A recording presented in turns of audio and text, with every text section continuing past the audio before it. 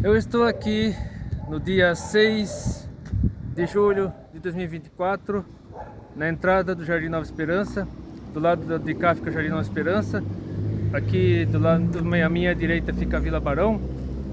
Daqui é possível ver, ó. Eu não sei se por aqui dá pra ver, mas bem aqui atrás de mim fica o Morro Araçoiaba.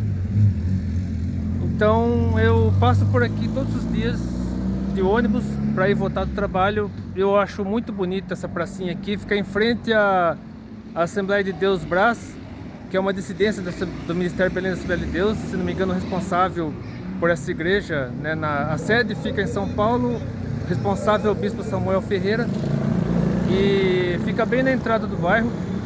Então eu achei muito bonita essa pracinha aqui com essa árvore. Então Deus tocou no meu coração para gravar esse vídeo aqui, para falar a respeito de missões transculturais, porque se Deus quiser logo daqui a pouco, acho que é 11 dias se não me engano, estou gravando esse vídeo dia 6 de julho de 2024. Provavelmente você assistirá esse vídeo quando eu já estiver lá na Argentina. Então será uma introdução à minha viagem à Argentina, porque eu pretendia falar sobre tudo que eu direi aqui agora assim que eu chegasse à Argentina ou a caminho de lá, mas o vídeo ficaria muito longo, né? Eu pretendo gravar pelo menos 2 vídeos lá, e os vídeos que eu gravar lá não ficarem muito longos, farei uma introdução aqui. Aí quando eu viajar para lá, eu falarei sobre os assuntos mais específicos que eu pretendo gravar lá. Então eu quero falar sobre missões transculturais, porque eu visitei apenas 3 países até hoje, né? Eu conheço mais 3 países além do Brasil, que são a Argentina, Paraguai e Espanha. Na verdade, Paraguai. O que aconteceu com o Paraguai? Eu passei pelo Paraguai de ônibus quando fui para Foz do Iguaçu. Inclusive, quando viajei para Foz do Iguaçu, em janeiro de 2005, Foz do Iguaçu era a 3ª cidade mais perigosa do Brasil. Hoje não sei como é que tá, espero que tenha melhorado, graças a Deus. Pelo menos na lista das cidades mais perigosas, Foz do Iguaçu não está mais lá. Mas na época, em 2005, Foz do Iguaçu era a 3ª cidade mais perigosa do Brasil. Tanto que quando eu fui para o lado brasileiro do Marco das Três Fronteiras, era muito mais perigoso, né? O ônibus não chegava até o alto do morro. Se você fosse para lá de ônibus, eu não sei como está hoje, mas na época, em 2005, se você fosse para lá de ônibus, você tinha que descer no pé do morro, subir o morro a pé para poder ir até o marco, né? Que é tipo um cone pintado de verde e amarelo. E na época era muito perigoso, né, subir o morro a pé, então eu tive que ir até lá de táxi. E quando fui para lá de táxi, gastei uma fortuna, né? Tirei um monte de foto rapidinho. Aí do lado argentino, do Marco das Três Fronteiras, é muito mais tranquilo, muito mais pacato. A cidade na época, pelo menos, era mais tranquila, né? Hoje, por ser praticamente do lado de Foz do Iguaçu, tem acesso até as cataratas do Iguaçu pelo lado argentino também. Inclusive, se você for visitar as cataratas do Iguaçu, vá pelo lado argentino. Eu conheço as cataratas pelo lado brasileiro, né? Tem o Parque Nacional do Iguaçu, que é bonito, é bem organizado, é tudo muito, né, muito bem planejado e tal. Só que eu creio que é muito mais bonito pelo lado argentino, porque você tem um contato maior com a natureza. Tem uma passarela que passa por cerca de mais de 1 quilômetro de passarela por cima do rio Iguaçu, no caso. Aí você dá bem de cara naquilo que chamam de garganta do diabo, mas deveria ser garganta de Deus, né? Porque é a coisa mais linda. Eu vi essa garganta aí, que fala que é do capeta, mas não é. De frente, né? Eu fiquei a passarela, onde eu fui lá em frente às cataratas, estava cheia de gente, tinha gente do mundo inteiro nessa passarela. Eu tirei uma foto ali, na época eu usava cavanhaque, e tirei uma foto ali com a boca aberta. Tive que tirar a foto correndo porque respingava muita água, né? Porque principalmente nos dias de chuva, né? Vai muita água da garganta até lá. Então eu tirei uma foto ali bem rápida, até por conta da quantidade de gente que havia ali, fazia muito calor também. Então, se você quiser conhecer as cataratas do Iguaçu, vai para a garganta, né? Vá pelo lado argentino, né? Que você terá uma visão muito mais bonita das cataratas pelo lado argentino. Então, eu quero gravar esse vídeo falando sobre missões transculturais, aproveitando a treta que está havendo nesse momento entre o Javier Milei, que é o atual presidente da Argentina, e o Pedro Sánchez, que é o atual primeiro-ministro da Espanha, porque os dois tiveram um quebra-pau, né, diplomático, né, o Javier Milei, que é um presidente conservador, anarcocapitalista, segundo a militância de esquerda, ele é de extrema direita, enfim. Mas, inclusive, o Javier Milei estará no CEPAC, acho que hoje mesmo, no máximo amanhã, está no CEPAC, lá em Balneário Camboriú. CEPAC é a sigla em inglês para Conferência de Ação Política Conservadora. Então os conservadores estão lá, né, já estão lá, um monte de gente lá, acho que o Jair Bolsonaro vai para lá também.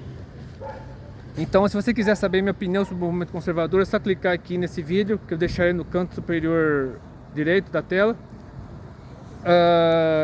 Mas o Javier Milei e o Pedro Sánchez tiveram uma treta, né? O Pedro Sánchez chamou de volta a sua embaixadora, né, embaixadora da Espanha na Argentina. Então, a Argentina está brigada com a Espanha por causa disso. Mas os dois países ainda não entraram em guerra, obviamente, né? Continuam tendo relações bilaterais. Então, coincidentemente, eu deixei na miniatura desse vídeo a minha viagem, uma foto de minha viagem a Porto Iguaçu, na Argentina, que foi a primeira vez que eu pisei na Argentina, e a foto da minha viagem para a Espanha. Em janeiro de 2011 estive na Espanha, eu vivi festival na Espanha, inclusive a foto que aparece na miniatura desse vídeo é uma foto que eu tirei em frente à Plaza de Toros de la Maestranza, que é uma das principais praças de touros da Espanha. E antes que você pergunte se eu vou lá para a Argentina ver tango, eu não quero saber de tango. Deixar bem claro algumas coisas. Eu não quero saber de tango, não quero saber de restaurante Don Julio, não quero saber de Café Tortoni e não quero saber de Western Union também.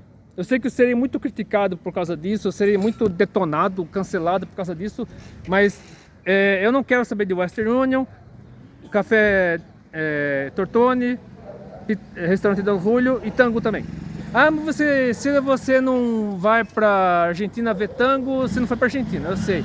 Muita gente pensará isso, já está pensando isso, que se você não vai para Argentina ver tango, você não foi para Argentina. Mas a Argentina é muito mais que tango. Então, é a mesma coisa com relação à tourada. Você não vai para a Espanha hoje em dia para ver tourada, porque até mesmo os próprios espanhóis estão abominando a tourada.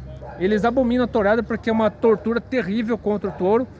E então, o único vídeo que eu tenho lá da Espanha, né, que está no meu canal no YouTube, é uma entrevista que a Vivi fez com o pastor Elton Rangel, que eu deixarei também aqui no canto superior direito da tela.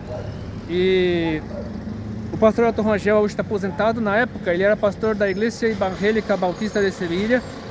Hoje ele está aposentado, está aqui no Brasil, né? Ele é a esposa dele, o filho dele parece que é missionário lá em Cabo Verde. Mas a Igreja Evangélica Bautista de Sevilha fica bem longe do centro de Sevilha, né? Tem um centro histórico, né, onde ficamos hospedados, lá no bairro Santa Cruz, que é o bairro histórico, né, judeu.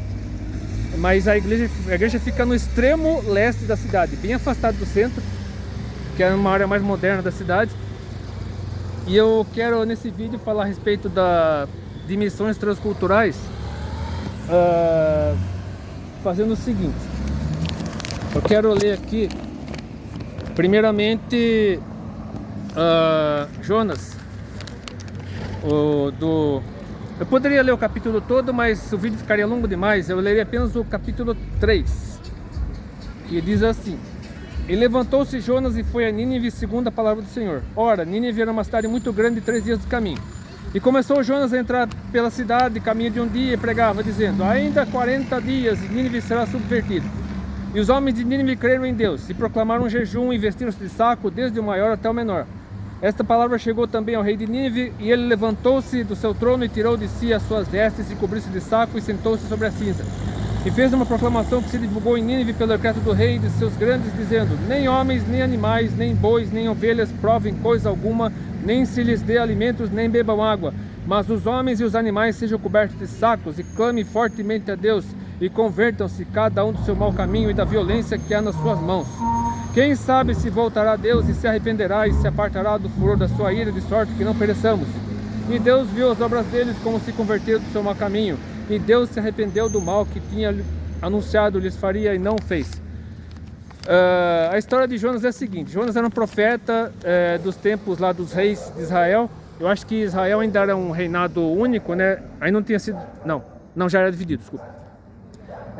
Havia reino de Israel e reino de Judá. Isso. Já era após a divisão do reino, né? Havia o reino do norte, que era Israel, que era 10 tribos, né? E o reino do sul, que era Judá, que eram as tribos de Judá e Benjamim. Então,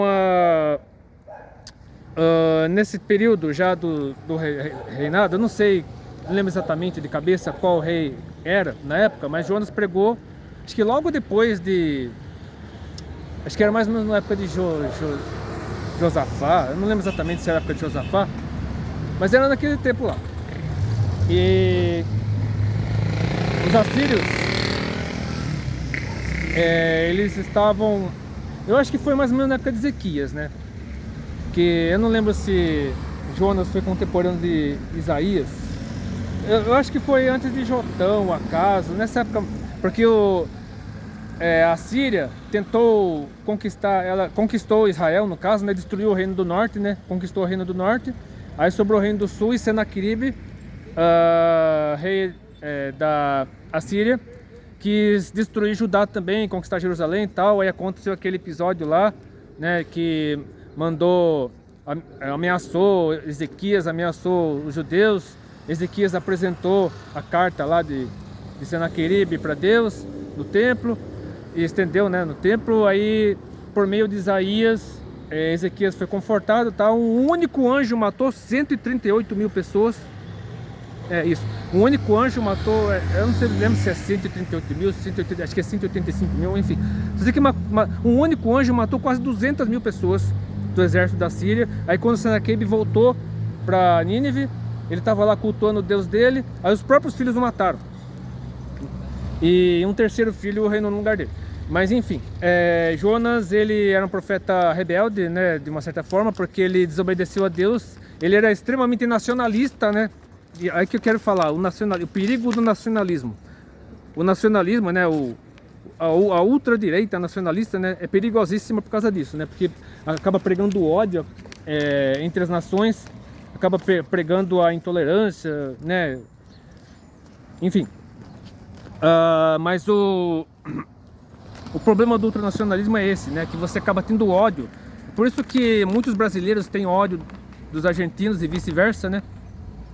Existe uma rixa muito grande entre brasileiros e argentinos, né? Eu seria muito hipócrita se eu dissesse que era só do Brasil contra a Argentina. Existe muito ódio dos argentinos contra os brasileiros também, mas não é todos, né? Não são todos os brasileiros que odeiam os argentinos, e não são todos os argentinos que odeiam os brasileiros. Tanto que um dos motivos pelos quais eu vou para a Argentina é justamente para acabar com esse preconceito que muitos brasileiros têm contra os argentinos, assim como o Jonas tinha contra os assírios. Então Deus mandou Jonas ir para Nínive, a capital da Síria na época, que seria destruída séculos depois, né? Acho que uns 200 anos depois foi destruída por Nabucodonosor. Os babilônicos invadiram Nínive, destruíram, né, conforme a profecia de Naum. Naum profetizou contra Nínive, né, que a verdade realmente aconteceu. Nínive foi destruída e a capital da Síria hoje é Damasco.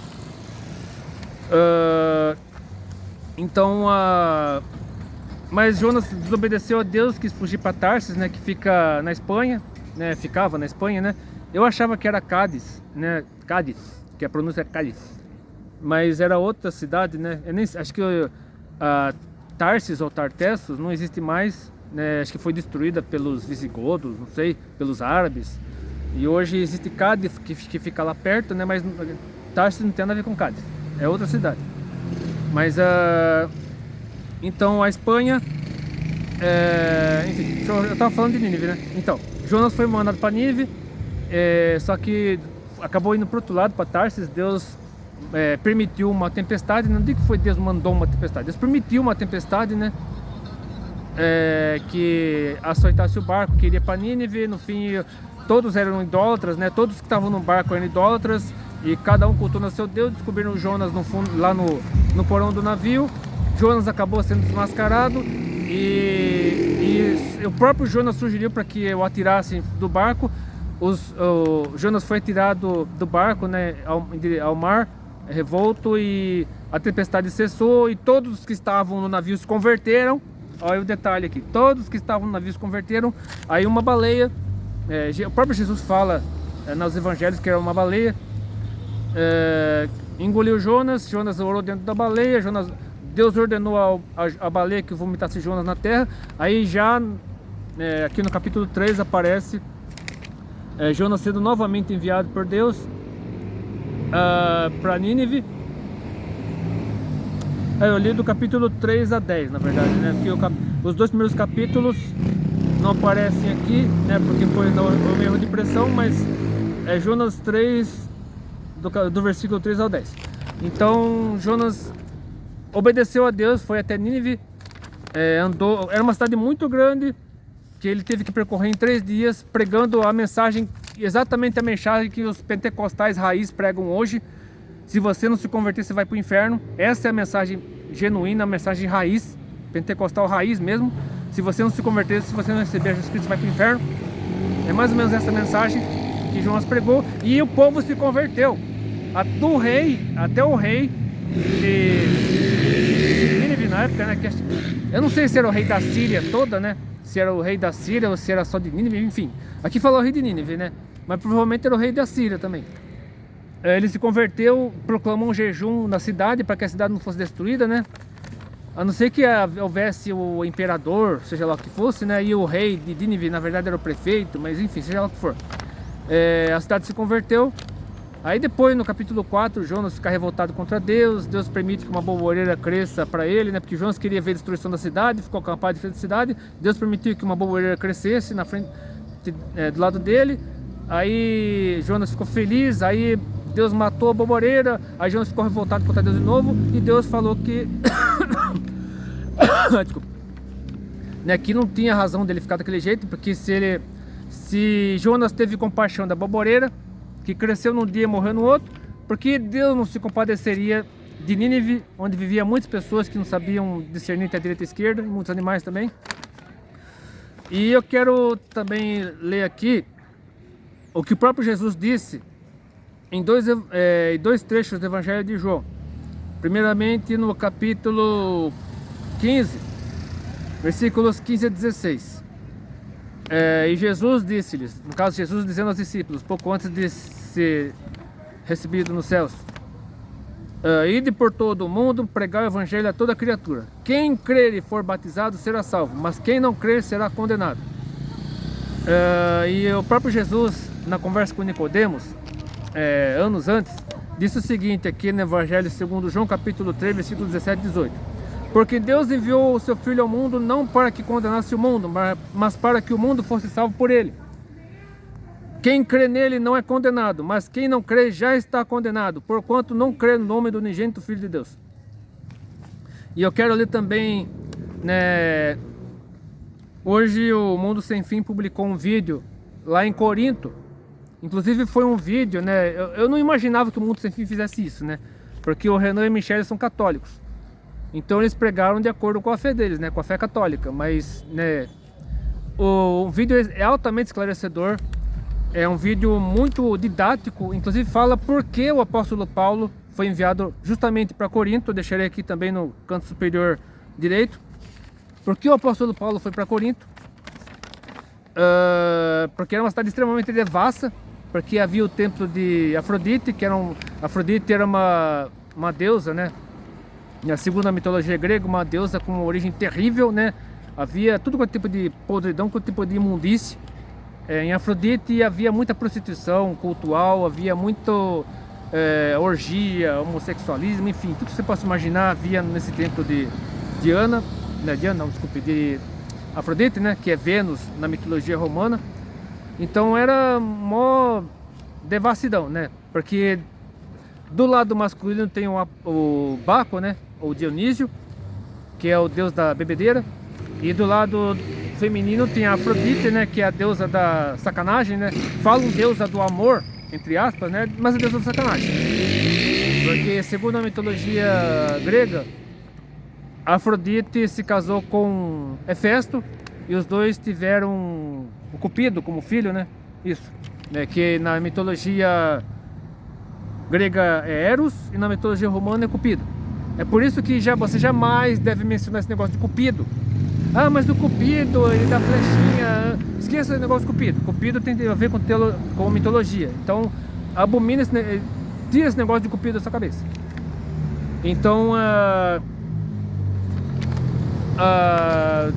o apóstolo Paulo foi mandado para lá porque Corinto era uma cidade é uma cidade comercial de uma importância muito grande para a economia da Grécia, da Acaia, no caso, né? Peloponeso, aqueles lados lá. E era uma cidade muito devassa, justamente por conta desse culto a Afrodite. Na verdade foram 3 cartas aos Coríntios, né? Mas a segunda carta, que é chamada de primeira, né? Porque a primeira se perdeu. 1 Coríntios 9, versículos 16 e 23, o apóstolo Paulo diz o seguinte: porque se anuncio o evangelho, não tenho de que me gloriar, pois me é imposta essa obrigação. E ai de mim, se não anunciar o evangelho. Eu deveria ter trazido uma garrafinha d'água, mas se eu tomasse água antes de sair de casa, eu ficaria com vontade de ir ao banheiro. Então eu não quis tomar água antes de sair de casa, porque eu estou indo para a sede da Assembleia de Deus, Ministério Belém, porque hoje é dia de batismo e ceia, né? Culto regional de batismo e ceia. Então, se eu tomar água, eu tomarei lá. Eu não quis tomar água antes de sair de casa, não quis levar nenhuma garrafinha d'água, porque senão eu ia ficar com vontade de fazer xixi. Mas enfim, o apóstolo Paulo diz o seguinte aqui, lendo de novo porque a moto atrapalhou. Porque se anuncio o evangelho, não tenho de que me gloriar, pois me é imposta essa obrigação. E ai de mim se não anunciar o evangelho. E por isso, se o faço de boa mente, terei prêmio, mas se de má vontade, apenas uma dispensação me é confiada. Logo, que prêmio tenho? Que evangelizando proponho de graça o evangelho de Cristo, para não abusar do meu poder no evangelho. Porque, sendo livre para com todos, fiz-me servo de todos, para ganhar ainda mais. E fiz-me como judeu para os judeus, para ganhar os judeus. Para os que estão debaixo da lei, como se estivesse debaixo da lei, para ganhar os que estão debaixo da lei. Para os que estão sem lei, como se estivesse sem lei, não estando sem lei para com Deus, mas debaixo da lei de Cristo, para ganhar os que estão sem lei. Fiz-me como fraco para os fracos, para ganhar os fracos. Fiz-me tudo para todos, para por todos os meios chegar a salvar alguns. E eu faço isso por causa do evangelho, para ser também participante dele. Então, aqui fala o seguinte: muitos distorcem esse texto dizendo que você tem que se adaptar à cultura local para poder pregar o evangelho. Em parte, isso é verdade. Mas a cultura é submissa ao evangelho. A cultura tem que ser submissa à Bíblia, à palavra de Deus. A cultura jamais deve se sobrepor à palavra de Deus. Tanto que se eu prego o evangelho para os índios, eles devem conhecer a palavra de Deus exatamente como ela é. Eles devem conhecer a mensagem do evangelho exatamente como ela é. Ah, mas isso é epistemicídio. Epistemicídio. O termo epistemicídio tem a ver com matar a cultura, né? Destruir uma cultura local. Epistemicídio fizeram os conquistadores espanhóis, quando foram para o México, por exemplo, para Guatemala, para Peru, Bolívia. Eles destruíram a cultura local, destruindo seus habitantes também. Eles dizimaram os índios desde o México até a Argentina, inclusive, né? Inclusive a Argentina foi um país colonizado pelos espanhóis. Tinha índios, né? Tinha muitos povos indígenas na Argentina, né? E havia negros também. Muitas pessoas se perguntam, mas como é que a Argentina não tem negro? Inclusive muita gente mete o pau na Argentina, dizendo que a Argentina é um país racista, que a Argentina é tudo racista. Mas o que acontece com a Argentina? A Argentina foi colonizada pelos negros também. Houve escravidão negra na Argentina tanto quanto no Brasil. Brasil, Colômbia, Equador, Venezuela. Então houve escravidão negra na Argentina também. Só que o que aconteceu na Argentina? Inclusive, uma das principais líderes da Argentina, uma das principais heroínas da Argentina, foi uma negra chamada Maria Remedios del Valle. Inclusive tem um time chamado Del Valle, que acho que é argentino. Eu acredito que é justamente em homenagem a essa Maria Remedios del Valle. Foi uma heroína negra na Argentina, né? Ela era negra. Mas o que aconteceu? Por que não existem mais negros hoje na Argentina? Porque o governo local, acho que no século XIX, né? Século XVIII, XIX talvez, eles estimularam, né? Eles quiseram... houve a abolição da escravatura na Argentina, né? Acho que San Martín foi o libertador da Argentina, se não me engano. Houve a independência da Argentina, tal, a abolição da escravatura na Argentina. Só que o governo da Argentina, na época, acho que foi no século XIX mesmo,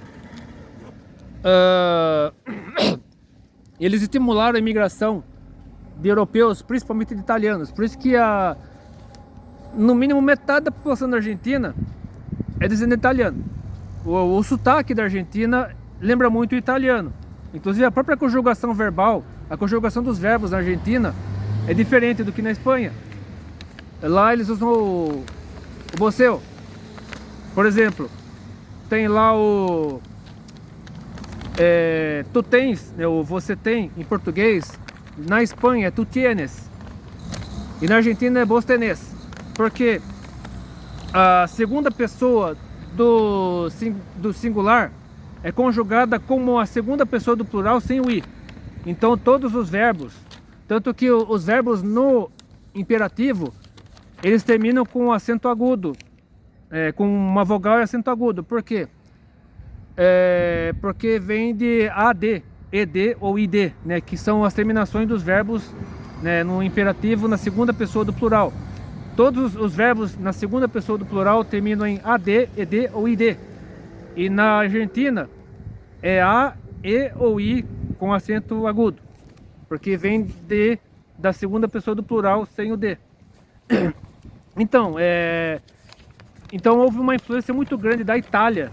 Por isso que muitos argentinos acabaram adquirindo cidadania italiana por causa dessa proximidade entre a Argentina e a Itália. Muito mais do que entre a Argentina e a Espanha.